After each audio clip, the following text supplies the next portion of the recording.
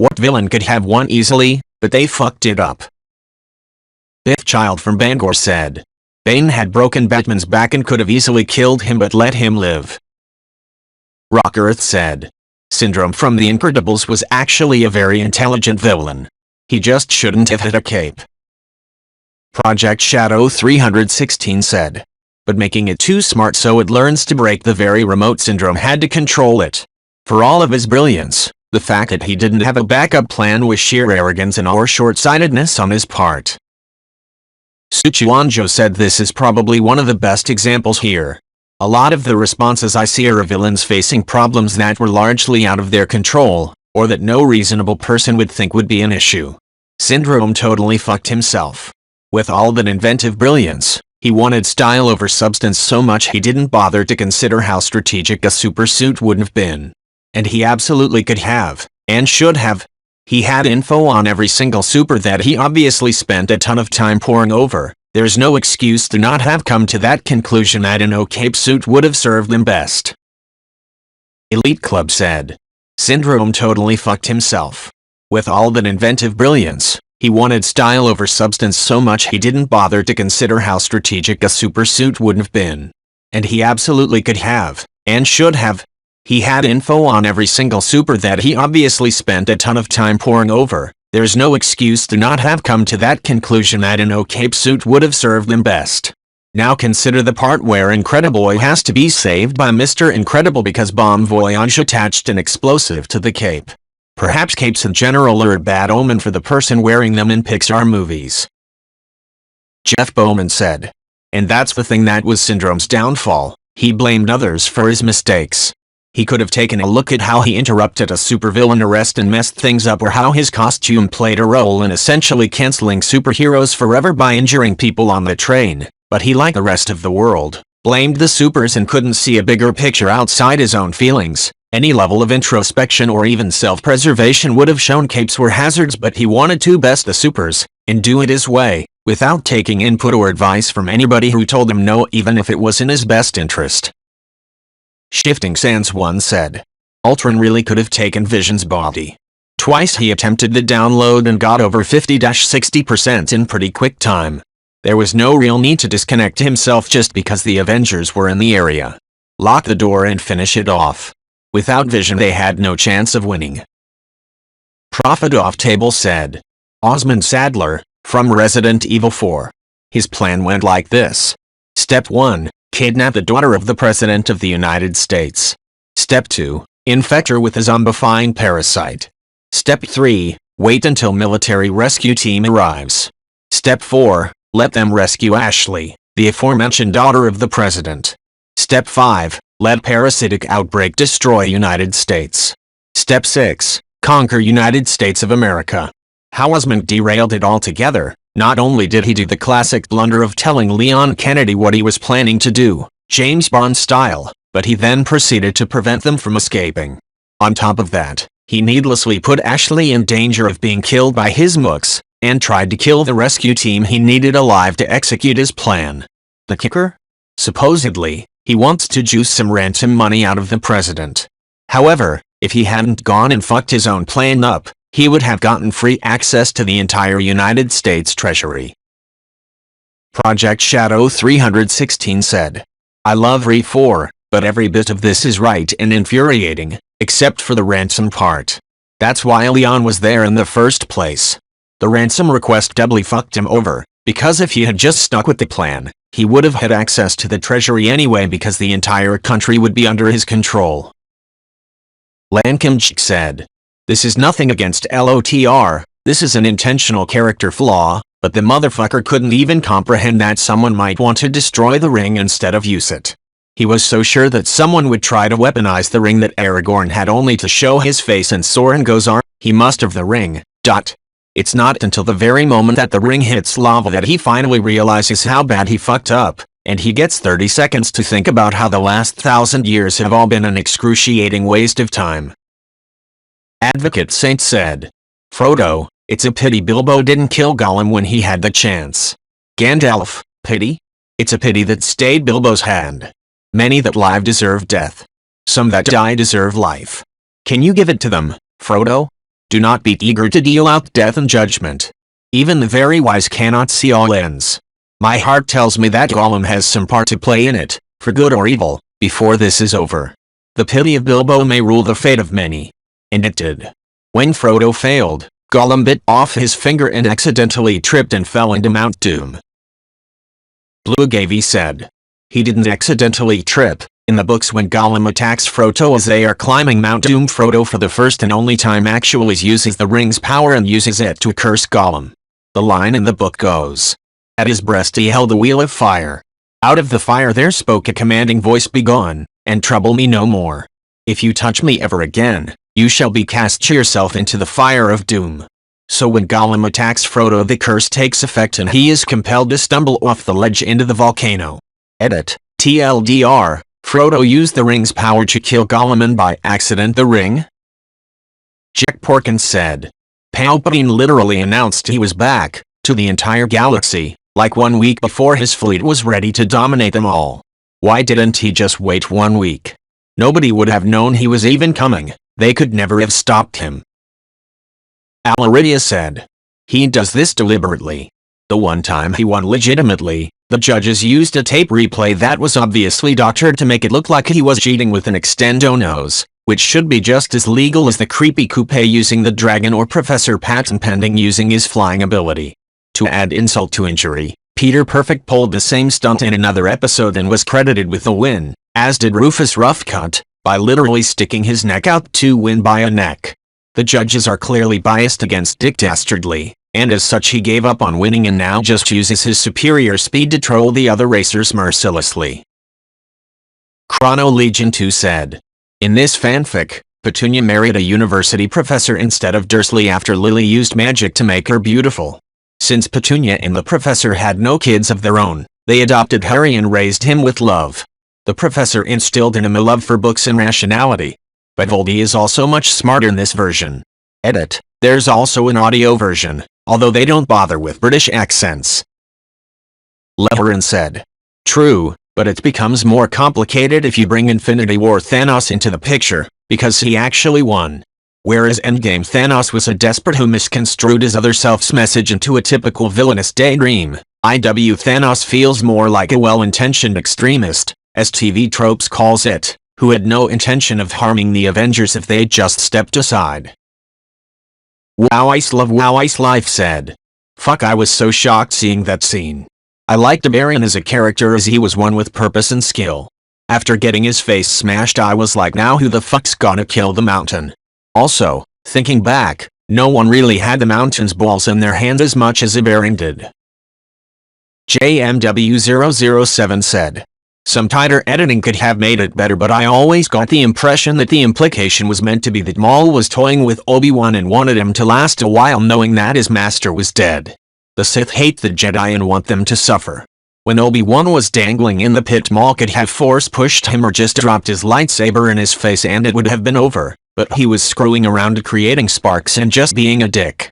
When Obi-Wan finally pulled himself back up, I think Maul was expecting another go-around with dueling and so was surprised that a Jedi made a sudden lethal strike instead.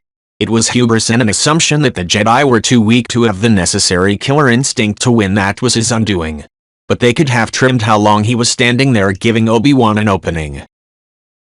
Inksmudgeddon said. He didn't even have to kill T'Challa. He just didn't have to immediately start a war after gaining the throne. He won the crown rightly by combat. So, T'Challa couldn't reclaim it until the next time a ceremony came up. In the meantime, Killmonger could have taken the time to build up a stronger following in Wakanda as well as a stronger army. Then he could have struck out. Impatience was his downfall. It is anonymous, said the Jedi Order. Anakin shouldn't have been a master. The Clone Wars portrays that a lot better than the movies. Mace Windu should have contacted Yoda and the rest of the council instead of rushing in to arrest Palpatine. His actions resulted in the death of both himself and the other three masters, gave Anakin the ultimatum that switched him to the dark side, and resulted in the execution of Order 66. Just Sophicking Sexy said. If I recall my history lessons correctly, Hitler was doing really well until he attempted to fuck with the Soviet Union, at which time his whole campaign fell apart because suddenly he was fighting two different enemies and wasn't able to keep it going. I'm sure someone way smarter than me here can fill in the details. Fisherman 123,521 said. Depends on who you ask. https://en.wikipedia.org/wiki/Soviet_offensive_plans_controversy. Historians have been arguing about this for a while. Quote, Stalin planned to attack Nazi Germany from the rear in July 1941, only a few weeks after the date on which the Axis invasion of the Soviet Union took place. According to Suvorov, the Red Army had already redeployed from a defensive to an offensive stance. Suvorov also states that Stalin had made no major defensive preparations. Hitler's intelligence identified the USSR's preparations to attack Germany. Therefore, the Wehrmacht had drafted a preemptive war plan based on Hitler's orders as early as mid-1940, soon after the Soviet annexations of Bessarabia and northern Bukovina. On June 22, 1941, the Axis began an assault on the USSR? Mr. Bilaw said. Yes, and that would have been much better for Germany anyway. Way easier to defend against Russia than to invade Russia in the fucking winter. The Germans attacked them in their territory, which is always a disadvantage, and still had a KD of 10 or whatever. If Russians were attacking Germany, I suspect it would be way worse still. And it's way easier to justify sending millions to their death on a defensive war than as an aggressor. That would have been horrible for morale. Newton Sipple said. The German army spent most of the spring of '41 in the Balkans and Greece, trying to bail out Mussolini after he tried to reconquer the Roman Empire long before his army was ready. Had the invasion of the Soviet Union started months earlier, they likely would have captured Moscow before the first winter, which completely changes the rest of the war in a number of ways. It's not just losing their rail and transportation hub, which effectively cuts the country in half, but also losing the capital, both governmental and cultural. Stalin's plan if this occurred was to move the government east of the Ural Mountains and essentially surrender the majority of the population to German rule for a generation until they could finally mount a counterattack. Churchill and Roosevelt had an under-the-table agreement that aid to Russia would cease if Moscow was captured, since it was assumed the Soviet Union would be defeated beyond hope at that point. Imperial Japan had an agreement with Germany that, if Moscow was captured, they'd consider the Soviet Union weakened enough to open another front along the Russian Far East and southern Siberia. No matter how this goes, it probably takes enough of their focus that plans for the attack on Pearl Harbor are postponed or even scrapped. Without a direct reason to enter the war, and with the Axis looking unbeatable, the US doubles down on isolationism and hopes for the best. Doom Goober said. Hitler had little chance of forcing the Soviets to surrender before winter. The Soviet Union was huge and was driven ideologically to fight, and the Germans had problems moving supplies deep into the Soviet Union. Hitler's major mistake, however, was attacking Stalingrad in spite of its relative strategic unimportance. What he actually needed was to ignore Stalingrad and swing his army south and capture the oil fields. The Germans, like Japanese, were at a huge resources disadvantage. However, Hitler wanted to take Stalingrad because of the symbolic importance. Would Hitler have won with the oil fields? No, probably not. American and Soviet production would still have destroyed his armies eventually.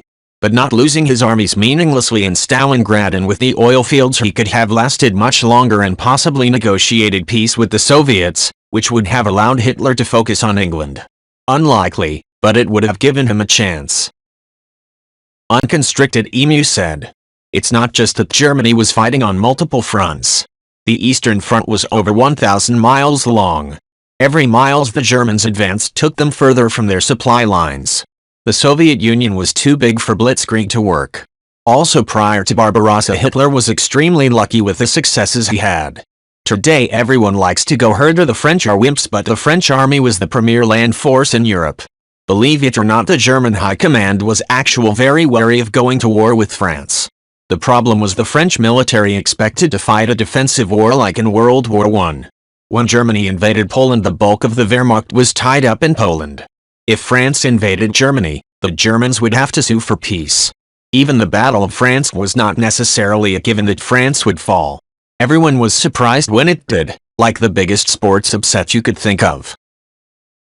Rabbi Volz-Basolo said, a common misconception was that the winter defeated the German army in the Eastern Front. This was actually not entirely the case. Hitler's main fighting force in the east got too far away from their supply line trying to make a mad dash for Leningrad. I think that was the city, because Hitler wanted to humiliate Stalin. Stalin had his armies give massive amounts of ground to the German armies, then circle around to the flanks where the supply line was reinforced with the armies of the defeated Slavic nations, therefore the weakest. Stalin also essentially told his generals not to come back if they couldn't keep Leningrad. So basically it was all-out war to keep the city, with even the women fighting, kind of like Helm's Deep in LOTR. By the time winter came, the Soviet army had already encircled the Germans and they were trapped in the city. Also, one of the reasons the invasion of D-Day happened was because of the progress the Soviet Union was making against Germans, and it was feared that the Soviets wouldn't stop and take over all of Western Europe if the Germans fell. Worthmore said, 1942, the German Wehrmacht is undefeated and does not do cities. Cities are full of tank-killing situations. Cities are slow to conquer. Cities are not central to the Blitzkrieg offensive, though cities are strategically important, centers of communication, logistics, labor, etc., but that's useless for the enemy if the enemy's armies have been flanked and destroyed by superior mobility and combined arms. The Wehrmacht Blitzkrieg is unstoppable. Russians are just too slow, their armies keep getting surrounded and destroyed.